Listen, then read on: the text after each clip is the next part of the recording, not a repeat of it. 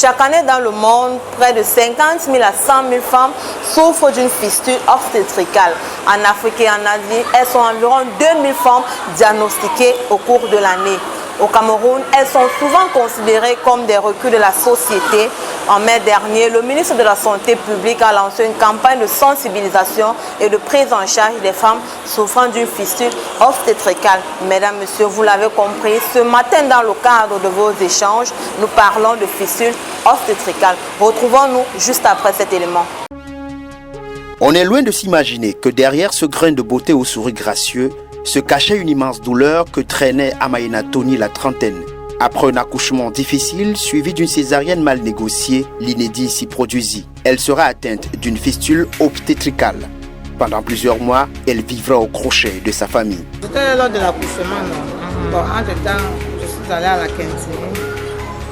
Bon, c'est lors de l'opération, apparemment, ils ont échoué, ils ont coupé la veine apparente, avec la veine. Quand je vois, je ne savais pas ce que c'était. Parce que après avoir...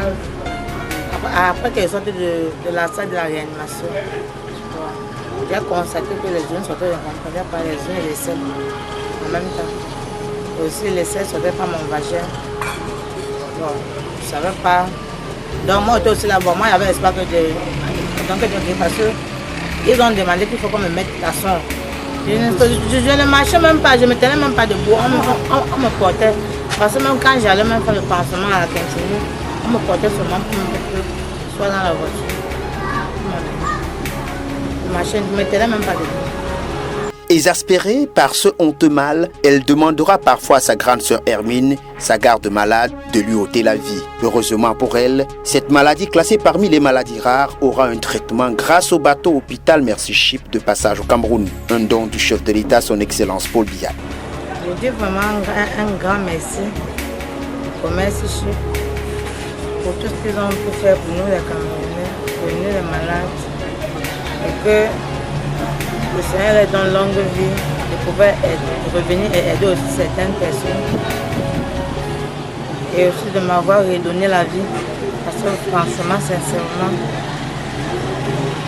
je ne comptais plus être parmi les vivants.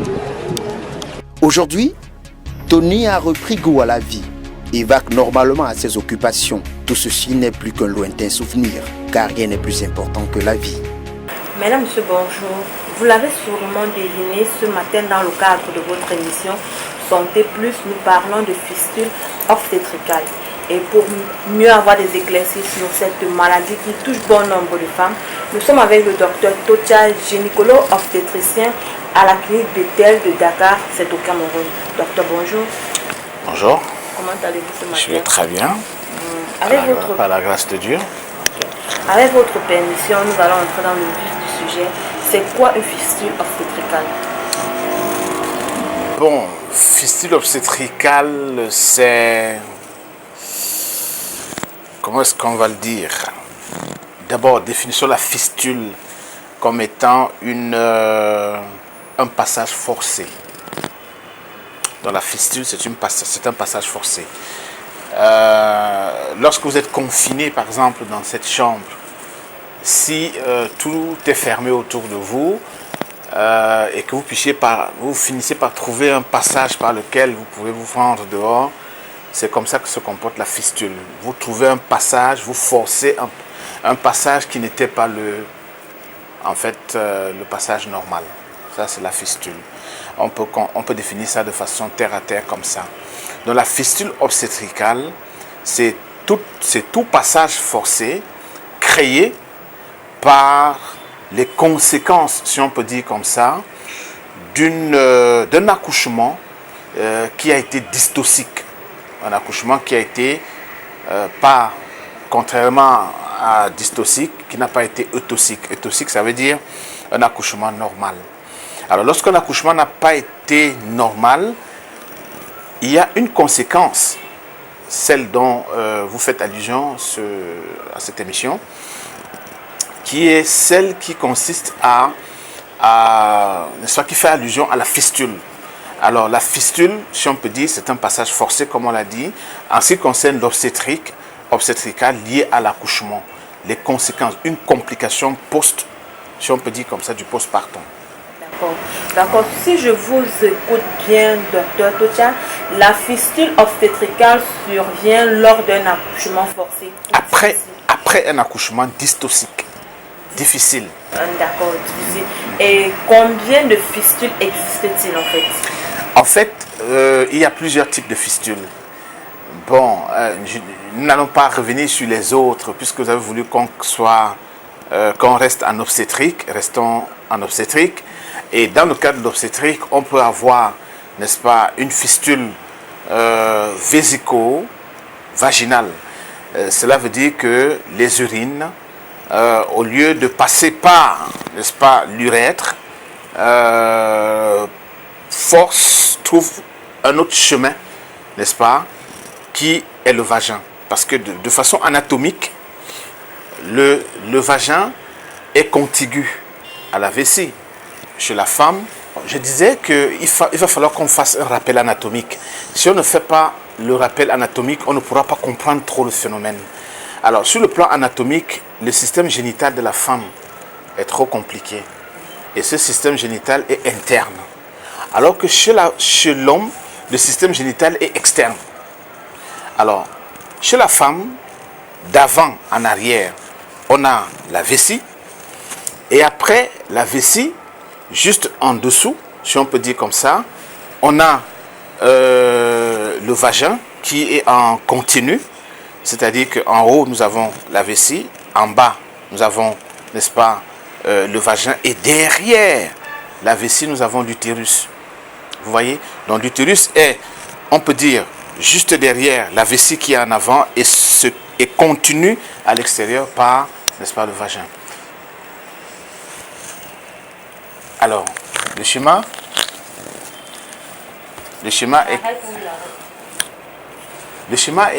est clair. Bon, si vous réussissez à cadrer, on va voir que sur ce schéma, ce que nous avions dit tout à l'heure, nous avons la vessie ici en avant. Derrière la vessie, nous avons l'utérus. Et en bas, dans la continuité de l'utérus, nous avons le vagin qui s'ouvre à l'extérieur. Alors quand la femme est debout comme ça se voit très bien. Ça se voit qu'ici devant, elle urine, ça sort par là. Derrière, il y a, n'est-ce pas, l'utérus comme couché sur la vessie. Et ensuite, ça continue là derrière, ici derrière, par le, n'est-ce pas, le vagin. Et derrière tout le dispositif, tout à fait derrière, ici, nous avons le rectum. Le rectum, c'est là où les selles s'accumulent pour se vider à l'extérieur, n'est-ce pas, au niveau de l'anus. Vous voyez que la femme est trop compliquée. La femme, c'est quoi? C'est au même endroit, pratiquement, nous avons l'anus, nous avons le vagin et nous avons le méa. Le méa, c'est là où elle urine. Donc, les trois sont presque contigus au même endroit. Donc, elle urine ici, là c'est le vagin, et puis elle va à la selle derrière. Alors, donc, ce qui fait que cette position anatomique va expliquer pourquoi est-ce qu'on a plusieurs types de fistules, n'est-ce pas, chez la femme. Alors, en avant, nous avons une fistule qui s'appelle vésico-utérin, c'est-à-dire qu'il peut y avoir une communication entre la vessie et l'utérus. Il peut y avoir une fistule vésico-vaginale, c'est-à-dire les urines quittent la vessie, se fistule, n'est-ce pas, dans le vagin, et la femme reste comme ça et les urines coulent par le vagin, elle ne contrôle absolument rien. Et on peut avoir un cas le plus compliqué encore, c'est-à-dire qu'on a une fistule qui peut être vésico-utéro-vaginale, ou alors vésico-vaginale, ou enfin, très compliqué, une fistule vésico-vaginale, vésico-utéro-recto-vaginale. Donc vous voyez, en même temps, on a les urines qui sortent par le vagin, en même temps, on a les selles qui sortent par le vagin. Lorsque le mur qui sépare le rectum et le vagin a été endommagé, c'est-à-dire les selles, au lieu de descendre par l'anus, une partie passe par le vagin et elle reçoit ça, n'est-ce pas, dans le vagin, et c'est c'est pas du tout confortable. Voilà, sur le plan anatomique, puisqu'on a vu comment est-ce que les choses sont disposées, on peut maintenant entrer dans le vif du sujet pour expliquer comment est-ce que ces fistules, n'est-ce pas, peuvent être vraiment pas, je veux dire, les femmes qui portent, n'est-ce pas, ces fistules sont tout à fait, n'ont pas une vie comme les autres femmes, quoi. Donc c'est très difficile avec elles. Voilà. En Afrique et en Asie, près de 50 000 à 100 000 femmes souffrent de fistules obstétricales. Qu'est-ce qui peut expliquer que ce sont les pays en voie de développement ou alors des pays qui vivent dans la précarité dont les femmes sont beaucoup plus atteintes par cette maladie? À votre avis, docteur, qu'est-ce qui peut expliquer cela? Beaucoup de phénomènes. Lesquels, je vous en prie, citez-nous quelques, peut-être 2 ou 3, qui peuvent expliquer que ce sont les femmes ressortissantes des pays vraiment difficiles qui vivent dans la précarité, qui sont atteintes de cette maladie. Si vous permettez, avant de répondre à cette question, je vais encore rentrer maintenant parler de la physiopathologie. C'est-à-dire que on a parlé de la physiologie, on a parlé de l'anatomie. Maintenant, nous voulons parler de la physiopathologie, c'est-à-dire de la maladie. Comment est-ce que la maladie survient? Ok? Comment est-ce que la maladie survient? Une femme qui est en travail d'accouchement, comme ce schéma le montre, vous voyez? Lorsqu'elle est en travail d'accouchement, le fœtus se trouve dans l'utérus. Le fœtus se trouve dans l'utérus et doit sortir par voie naturelle, par le vagin. Voilà la vulve ici. Vous voyez bien? Voici l'anus ici. Voici là où elle urine. Là, la vessie est ici. Voilà l'urètre là. Ok? L'enfant doit sortir de l'utérus pour les voies extérieures. Et quand l'enfant descend, il commence par descendre par la tête, dans une présentation normale, dans une présentation céphalique. Et cette tête descend, n'est-ce pas? Vous imaginez le vagin, imaginez une tête qui va passer par là. Il faut qu'il y ait une surdistension pour laisser passer la tête. Mais quand la tête est beaucoup plus grosse, dans le cas par exemple des macrosomes, des enfants qui sont costauds, ils ont une grosse tête, cette tête-là quitte l'utérus, arrive au carrefour ici, au lieu de sortir, a de la peine à sortir. Et quand la tête séjourne dans ce carrefour ici, il y a beaucoup de problèmes qui se posent. Alors la tête, quand la tête descend, il y a en avant, ici, il y a la vessie, la tête est dans le vagin, vous comprenez? En arrière, il y a le rectum, donc il y a 2 points de contact. Il y a d'abord, en avant, il y a vessie, vagin. En arrière, il y a rectum, vagin. Et la tête reste là pour... Il y a un temps minimum que la tête reste à cet endroit. Donc, en fait, l'apparition des fistules vient du fait que la descente de l'enfant dans les voies génitales se fait de façon retardée. Ça ne descend pas vite. Et quand ça ne descend pas vite, la surdistension entre la vessie en avant et le vagin en arrière, il y a un point de contact là qui ne va pas être vascularisé à un moment donné. C'est-à-dire ça s'étend, ça s'étire et le sang n'arrive pas là. Les cellules qui se trouvent là vont après peut-être 1 mois ou 2 se détruire parce que ces cellules vont mourir. Et quand ces cellules se détruisent, ça crée un trou qu'on appelle donc fistule. En avant, vésico-vaginal. En arrière, recto-vaginal. J'espère qu'on a compris. Ça, c'est très important de comprendre ça pour qu'on rentre, n'est-ce pas, dans le cadre de votre question. D'accord. Voilà. Donc, une descente qui est très, très, très lente. Une descente qui ne se fait pas comme les autres, comme chez les autres enfants. La tête descend, arrive au niveau du carrefour, reste là longtemps. Parfois même, l'enfant décède. Parfois, on utilise les instruments pour sortir l'enfant. On les appelle les forceps. Alors, on en arrive là comment? On en arrive là lorsque le personnel qui fait et qui pratique l'accouchement n'est pas formé. Oui. Donc, vous comprenez très bien que pour entrer dans la réponse à votre question, on a d'abord un facteur économique. Le facteur économique. Un autre facteur qui est un facteur, on peut dire comme ça, académique, la formation. comprenez? Alors, sur le plan économique, dans ces pays pauvres, on va le dire ainsi, parce qu'on dit souvent en voie de développement, je ne sais pas si on est vraiment en voie de développement, dans ces pays pauvres, nous ne prenons pas le cas des villes, hein. Nous ne prenons pas le cas des grandes. Si on prend le cas de notre pays, on ne prend pas Douala, on ne prend pas Yaoundé, parce que la couverture sanitaire, n'est-ce pas, là, est suffisante, si on peut dire comme ça. Mais il faut aller un peu plus. C'est-à-dire que dans les régions du septentrion, les régions très éloignées par là, de l'Est et tout ça, où vous n'avez pas des gens qui, n'est-ce pas, y vont.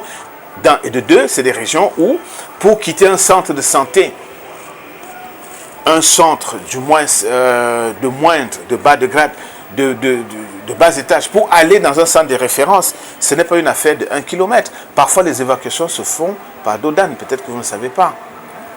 Vous ne pouvez pas savoir. Dans le nord, on y va souvent. Les évacuations se font par dos d'âne. On met l'âne dans une... on met le malade dans un, je ne sais pas comment on appelle ça, une petite voiturette comme ça, tirée par l'âne. Et c'est comme ça qu'on évacue, n'est-ce pas, les femmes qui sont peut-être en travail, dont le travail n'évolue pas. Elles sont en travail d'accouchement et puis ça n'évolue pas. Alors on les envoie pour le timing entre le centre de santé et le centre, n'est-ce pas, où on va avoir un spécialiste qui va pouvoir s'en occuper. C'est une distance à parcourir qui est très longue. Facteur économique, il n'y a pas d'hôpitaux, n'est-ce pas, de proximité. Voilà. Donc l'évacuation se fait et elle est une évacuation très lente. La formation. Quand on est formé, on voit la chose venir. Même avant que la femme n'entre en travail. Le diagnostic de macrosomie, c'est de ça qu'il s'agit. Des gros bébés, ça se fait par l'obstétricien avant même que la femme n'aille en travail. Parce que quand j'examine votre bassin, je peux savoir si, de façon proportionnelle, votre enfant va passer ou pas. Et je vous dis, par rapport à l'examen du bassin, lorsque je tombe par exemple sur le promontoire, je parcours les lignes illuminées, je peux vous dire que votre bassin, vous n'avez pas un bon bassin. Et si on a encore assez de moyens, ça c'est quand on a beaucoup d'argent, on peut faire encore ce qu'on appelle pelvis scan, un scanner pelvien qui nous permet, n'est-ce pas, de calculer, n'est-ce pas, la proportion de la tête par rapport au bassin. Alors donc, quand cela est fait, quand c'est anticipé, on programme une césarienne, on ne veut pas prendre de risque pour l'enfant et la mère. Et généralement, quand ça se passe comme ça, même dans nos villes, certains de nos malades refusent. Ils pensent qu'on veut prendre leur argent quand on leur dit « Attendez, on va vous faire une césarienne parce que nous pensons que votre enfant est macrosome, il a 4 kilos et votre bassin ne peut pas laisser passer l'enfant sans souci. » Alors d'autres pensent que là, on est en train de les arnaquer, mais la plupart quand même comprennent. Et celle qui ne comprend pas, on les laisse entrer en travail. Et c'est elle qui appelle après pour réclamer la césarienne. Parfois, il est tard, parfois la descente est faite. Les appuis dont je vous ai parlé à ces lieux-là se font de façon longue. Et puis après, les conséquences, c'est qu'il se passe des trous. D'accord. Docteur, cette maladie est souvent considérée au Cameroun comme une maladie de la honte. De ce fait, les patients sont souvent mis à l'écart par cette maladie. Pourquoi est-ce que certaines familles rejettent cette femme-là? Parfois, d'autres trouvent leur mari les abandonne quand elles sont dans cet état. Pourquoi est-ce que cela se fait, docteur? Oui, vous ne pouvez pas toucher du doigt cette situation parce que vous ne connaissez pas. Je ne suis pas sûr que dans votre contexte, vous avez déjà vu une fistuleuse. Non. Je ne suis pas très sûr. Et j'ai fait des études aussi dans le Sahel, un peu au Niger et tout ça, donc je connais toute cette partie sahélienne du continent. Alors donc là-bas, vous avez des familles qui sont extrêmement pauvres, comme je le disais tout à l'heure, et les centres de santé parfois n'existent même pas. Alors donc les conséquences, c'est quoi? C'est que ces femmes, lorsqu'elles accouchent, lorsqu'elles font des enfants, parce que la multiparité aussi, il faut le dire, hein, est un facteur de risque. C'est-à-dire la femme qui a 50, qui a, bon, pas 50 quand même, la femme qui a 6, 7, 10 enfants, elles sont exposées à faire, n'est-ce pas, des fistules. Donc, on les connaît là-bas. À l'hôpital national de Niamey, par exemple, il y a un pavillon pour fistuleuses. C'est-à-dire qu'on ne fait que le traitement de la fistule dans ces pavillons-là. Et ça existe dans tous les pays du Sahel, pas seulement au Niger. Il y en a au Sénégal, il y en a au Mali, il y en a même au Tchad. Donc, à l'hôpital, vous avez un endroit réservé, un pavillon réservé seulement aux fistuleuses. Et comment ça se fait? C'est un fait de société, c'est quelque chose qu'on ne souhaite même pas, on peut le dire comme ça, à son pire ennemi. Parce qu'à un moment donné, vous vous rendez compte, la femme se rend compte à un moment donné qu'elle a un souci. Et le souci qu'elle a, c'est quoi? Elle est mouillée. Et quand vous êtes mouillé, vous en tant que femme, ça peut être les menstrues, là encore on gère. Mais je vais vous dire, les urines, c'est quelque chose de terrible. Alors, ces femmes-là, chaque fois, elles sont mouillées et elles sont obligées de porter les couches pour pouvoir s'en sortir. Alors, ce n'est pas elle qui demande à être rejetée. Mais quand tu t'assois à côté d'une femme qui a l'habitude de mouiller, il y a cette odeur-là, d'ammoniac. C'est une odeur très très piquante et pas du tout bien. Gardez les urines dans votre chambre, vos urines, un jour à deux. Dites-moi si ça sera très agréable de rester là. Et du coup, ce qui se passe, c'est que le mari il ne supporte plus trop ces genres de femmes parce qu'elle a des odeurs. Malgré la propreté, elle a des odeurs. Donc du coup, c'est le mari qui commence à, comme on peut dire comme ça, décaler. Il ne veut plus, n'est-ce pas, de cette femme. Et la conséquence, c'est que il va finir par prendre une autre femme. Si la première n'est pas d'accord, elle va chez ses parents. Arrivée chez ses parents, c'est le même phénomène. C'est-à-dire, voilà une femme qui, on dit qu'elle urine au lit. Ce n'est pas elle qui fait. Mais c'est que ça coule à tout moment, elle ne peut pas contrôler ça. Donc elle devient même, si on peut dire comme ça, la risée de sa propre famille, la risée, n'est-ce pas, de son propre foyer. Et elle est stigmatisée. D'accord. Et quelles sont les principales manifestations de cette maladie? Sur le plan clinique, comme je vous ai dit, sur le plan clinique, si on se limite à la forme simple, c'est-à-dire la fistule vésico-vaginale, la forme grave, c'est la fistule vésico-vaginale, la fistule vésico-recto-vaginale. C'est-à-dire que non seulement les urines sortent, mais les selles sortent aussi. Ça, c'est les cas un peu extrêmes, mais les cas qui existent. Alors, si on prend seulement le cas de la fistule vésico-vaginale, le seul symptôme qui nous amène au diagnostic, c'est la perte des urines. C'est-à-dire que il faut faire une différence. Il y a un diagnostic différentiel entre la fistule vésico-vaginale et ce qu'on peut appeler incontinence d'urine. La femme incontinente n'a pas de fistule, mais elle perd les urines. Alors pendant le diagnostic, on fait l'urologue ou nous-mêmes les gynécologues, nous faisons très simplement la différence entre les deux. On prend une substance qu'on appelle le bleu de méthylène. C'est le bleu, ça colore en bleu. C'est-à-dire, on injecte le bleu de méthylène au niveau, n'est-ce pas, de l'urètre. Là où vous urinez là, on envoie une sonde, on injecte dans la vessie le bleu de méthylène à une grande quantité. On met le spéculum dans le vagin et puis on l'écarte.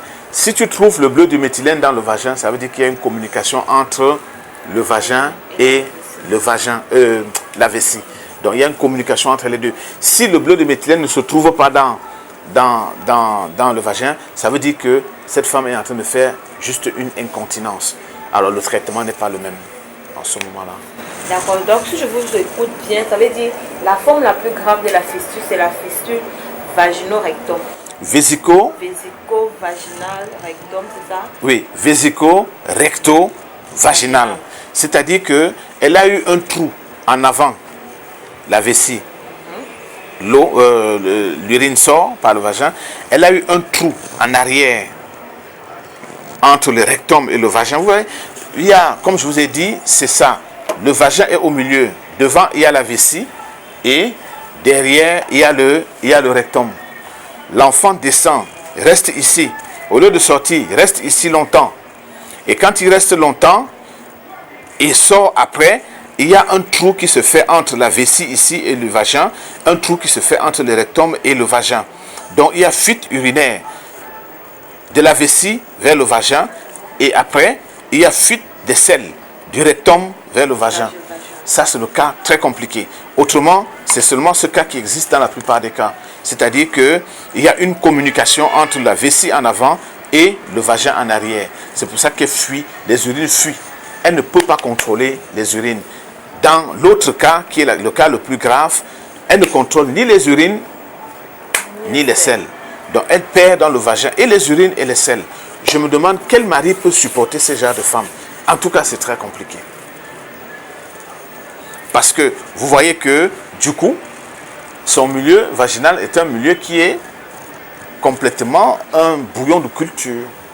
C'est-à-dire, elle développe les germes là. Elle a les infections de partout parce que les selles, c'est les selles, les infections, les déchets. Et la vessie en avant, ça crée, n'est-ce pas, des infections. Voilà une femme qui a une vie qui n'est pas du tout confortable. Elle n'est pas du tout confortable. Donc, d'après nos différentes recherches, nous sommes allés à la rencontre d'une patiente. Elle nous a fait comprendre que c'est à la suite d'un accouchement difficile. Difficile, c'est-à-dire quoi? Dystocique. Elle est d'abord allée dans des petits centres de santé. Oui. On l'a rejeté, on a dit non, son cas était grave. Ensuite, on l'a envoyé dans un hôpital public de la place. Que là, on l'a fait une césarienne. C'est à la suite de sa césarienne qu'une semaine après, elle s'est rendue compte qu'elle souffrait d'une fistule vésico-vaginale rectum. J'espère que je prononce bien. Oui. Vésico-recto-vaginal. Vésico-recto-vaginal. Oui. Donc, je voudrais bien comprendre comment est-ce qu'on peut en arriver là. Oui. Comment est-ce qu'on peut en arriver où ce sont des spécialistes qui pratiquent une opération chirurgicale, mais ils ont quand même raté cette opération. Comment est-ce que cette femme peut prendre goût à la vie après tout ce qu'elle est en train de traverser là maintenant? Oui, j'avoue, comme je vous le disais, c'est quelque chose de terrible.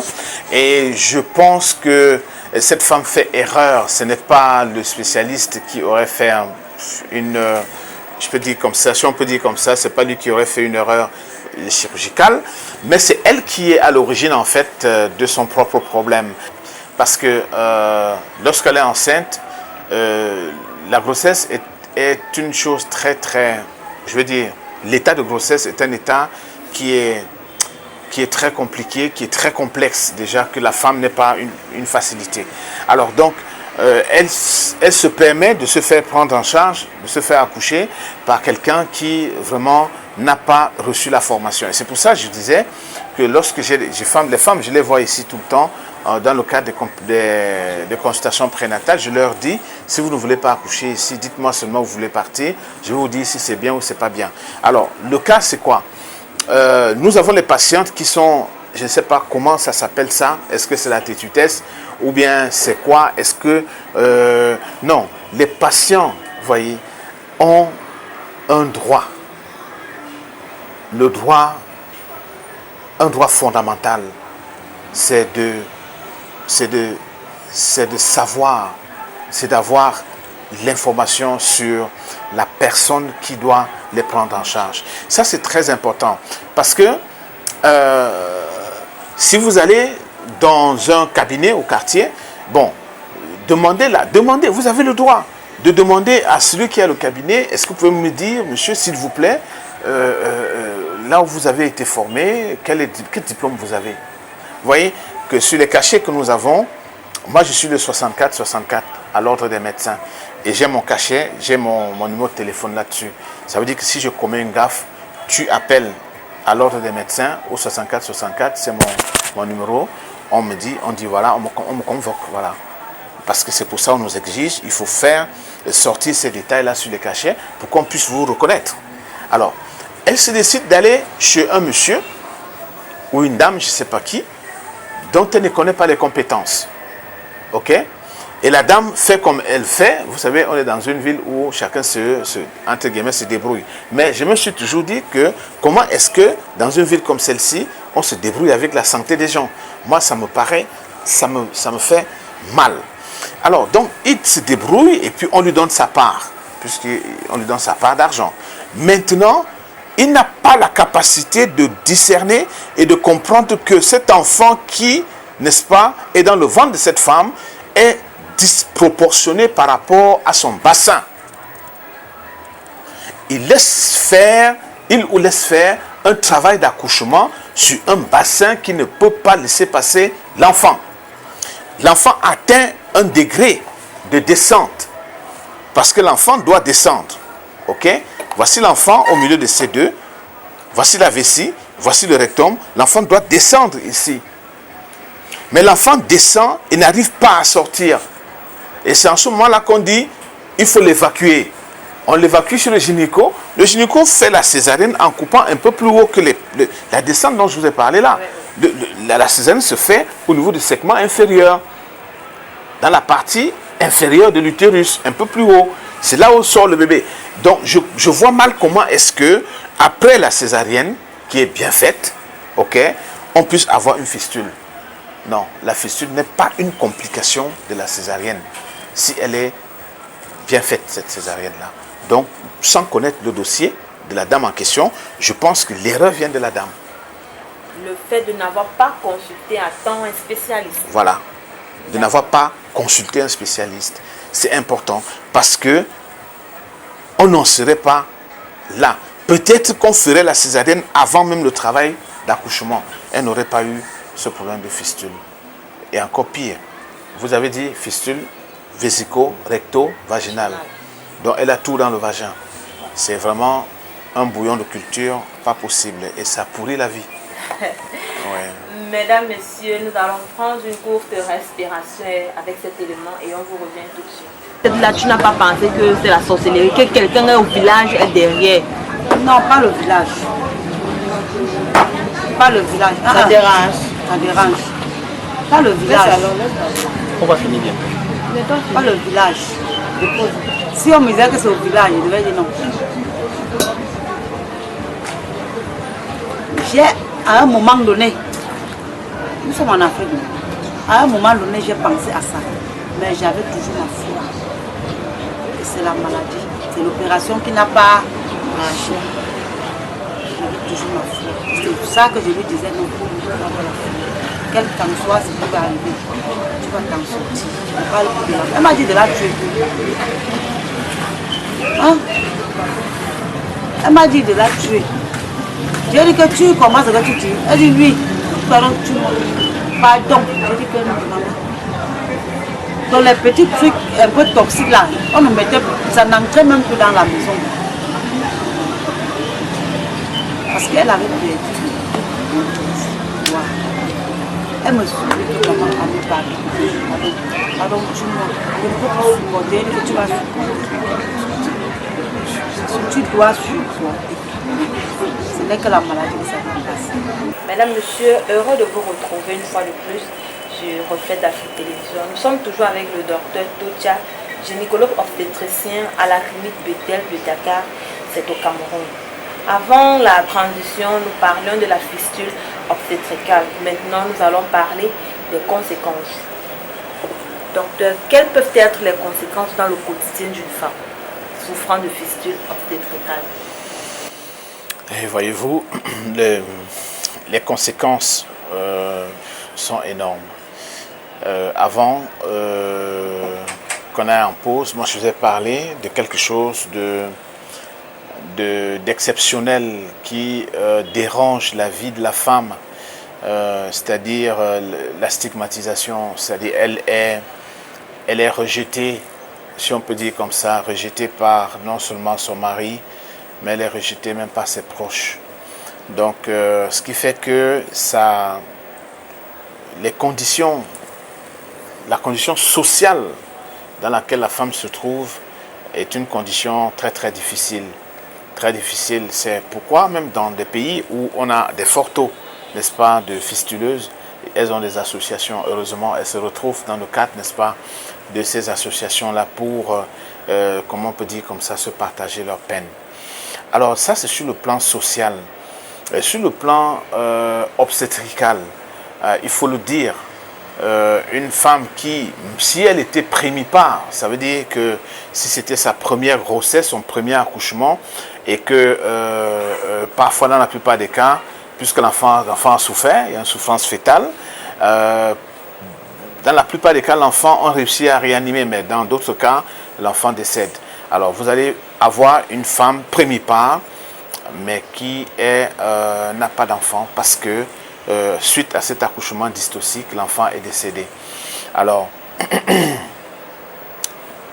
premièrement, rejetée par son mari, ça veut dire qu'elle ne plaît plus à son mari parce qu'elle sent, voilà, c'est-à-dire qu'elle elle a des odeurs qui repoussent le mari. Donc, ce n'est plus le mari n'éprouve plus aucune envie, une attirance, n'est-ce pas? Pire encore, s'il y a les selles qui sortent par là, alors là, ce sera donc, si on peut dire comme ça, le cuir pour la femme.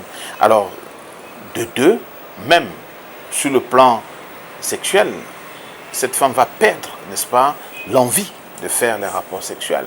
Elle peut devenir frigide, tout simplement, parce qu'elle n'éprouve plus cette envie. Elle est même bloquée psychologiquement. Pour elle, bon, c'est pas la peine. Et même sur le plan physique, ça peut faire mal.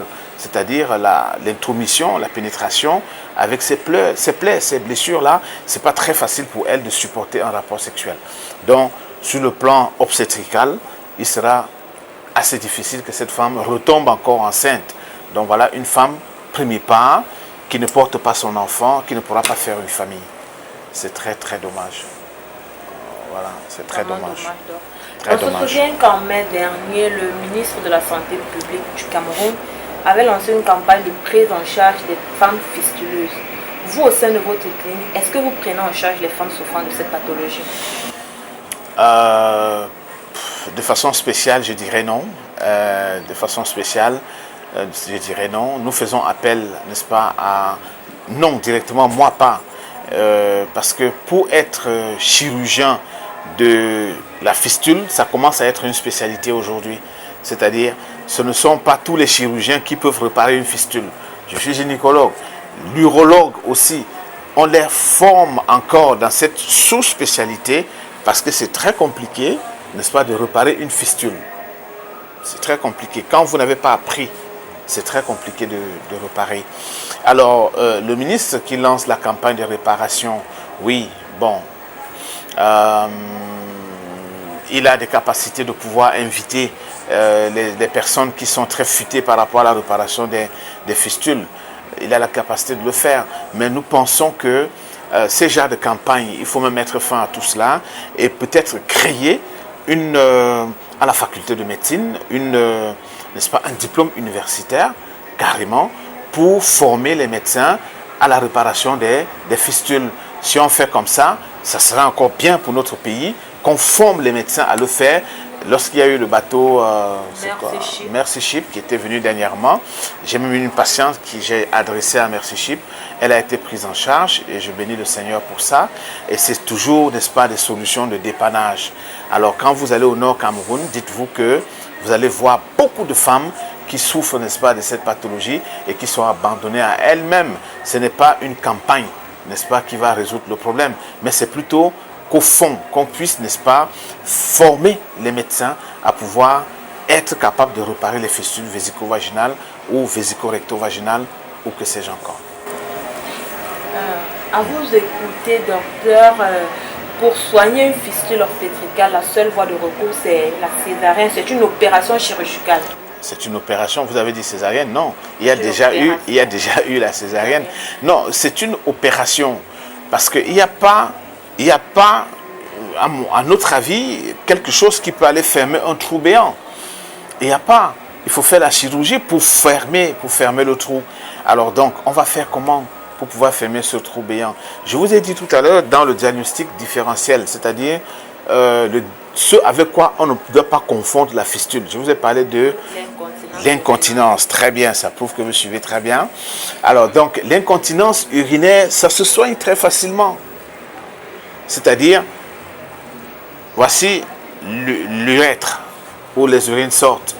Parce qu'il y a un problème sphinctérien ici, on opère, on met une bandelette, n'est-ce pas, sous l'urine, sous l'urètre comme ça. Et cette bandelette va donc se fibroser, va diminuer le diamètre, n'est-ce pas, de l'urètre. Ça va arrêter les incontinences. Les bandelettes TOT, on connaît très bien ça. On enfile ça et ça, on a des bons résultats. Mais une ouverture qui a été faite, qu'est-ce qui repart la brèche? C'est la chirurgie. Il n'y a pas autre chose pour pouvoir le faire. C'est la chirurgie. Et une chirurgie spécialisée. Et que se passerait-il si au cours de cette chirurgie, la fistuleuse n'est pas guérie? Que se passera-t-il? Très bien, vous posez le problème de récidive. C'est une très bonne question parce que la récidive est une des, je vais dire comme ça, c'est ce qu'on a le plus souvent après les chirurgies. D'abord, c'est une chirurgie qui coûte cher. Et de deux, on n'est pas sûr à 100% qu'après avoir fermé, elle restera fermée. Donc, mais quand même, il y a des cas de réussite. Mais ça ne veut pas dire que toutes les chirurgies réparatrices dans le cas des fistules sont accompagnées de succès. Non. Non. Et il y a très souvent n'est-ce pas, des échecs. On est obligé de revenir encore après. On est même parfois obligé d'utiliser des greffons. C'est-à-dire, on prélève une partie de l'organe de la femme pour mettre dans le trou et puis essayer de refermer, de faire des greffons. Et créer des lambeaux. On crée des lambeaux pour refermer le trou. Donc, et du coup, quand la femme a récidivé une, deux fois, quand on repart la deuxième fois, on commence à lui dire il faut arrêter de faire les rapports sexuels, par exemple. Et vous voyez ce que ça peut entraîner dans un couple. Oui, parce qu'en repartant, l'homme va encore essayer de bousiller en fait tout ce qu'on a bricolé pour que ça ne sorte plus et du coup vivre tu vois, une vie de famille, ça devient très compliqué. Très très compliqué. Au bout de combien de temps, docteur, une femme peut-elle dire qu'elle est guérie? C'est-à-dire quoi? Après une opération chirurgicale de réparation, au bout de combien de temps peut-elle dire qu'elle en est guérie? À quel moment constate-t-on que la guérison, qu'elle est en voie de guérison? Oui, très bonne question aussi. Ça varie de 6 mois, 1 an, voire 2. Ça dépend des femmes. Si après la semaine qui suit, il n'y a pas de fuite, 1 mois après, il n'y a pas de fuite, 6 mois après, il n'y a pas de fuite, on peut dire que la femme est guérie. Voilà. Et ça dépend des femmes. On peut même patienter jusqu'à 1 an. Et parfois, il y a des cas de récidive, comme on disait tout à l'heure. Donc, ça dépend des femmes. Ce n'est pas très, très tranché. Il est difficile de trancher avec ces problèmes-là. D'accord. Donc, docteur, après guérison, le retour à une vie normale est-il possible pour une femme qui a souffert de cette maladie? Oui, pourquoi pas. Très, très bonne question aussi. Mais seulement, on lui demandera on conseillera au mari de faire très attention. De faire très attention. Il y a des maris qui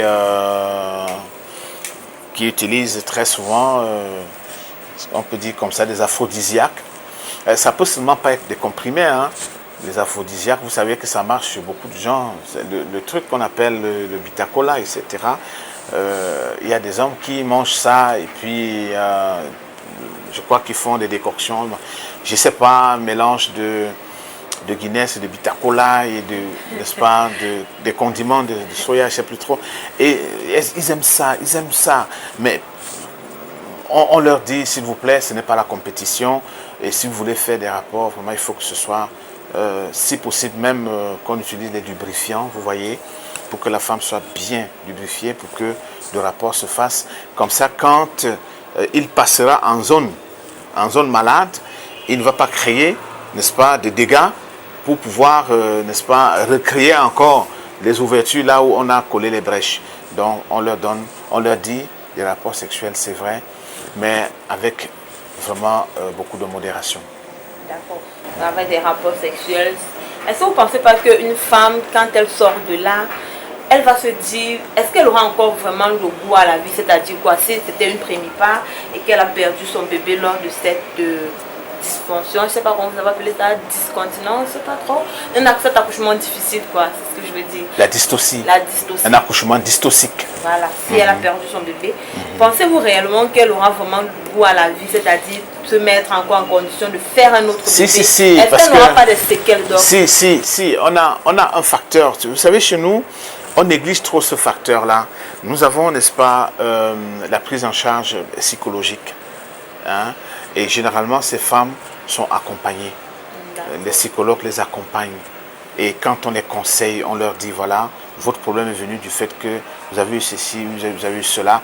Le psychologue, même le psychiatre, parfois, est mis à contribution pour lui redonner, pour lui expliquer ce qui s'est passé exactement.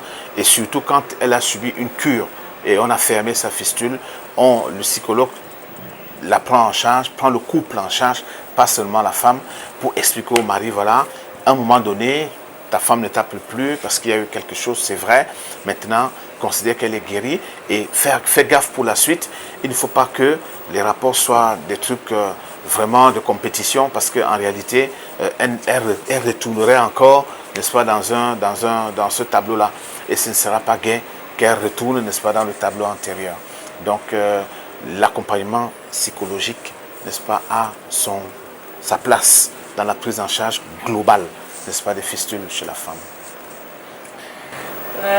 C'est sur ces mots du docteur que nous allons nous quitter. Merci docteur Toucha de nous avoir consacré un peu de votre temps pour vraiment éclairer nos lanternes, éclairer également nos téléspectateurs sur ce que c'est que la fistule obstétricale. Je vous en prie. Mesdames, Messieurs, c'est ici que nous allons mettre un terme à cet entretien très fort intéressant, très fort enrichissant. Retrouvons-nous la semaine prochaine pour parler de l'ITER. Agréable suite de programme sur Reflet d'Afrique Télévision.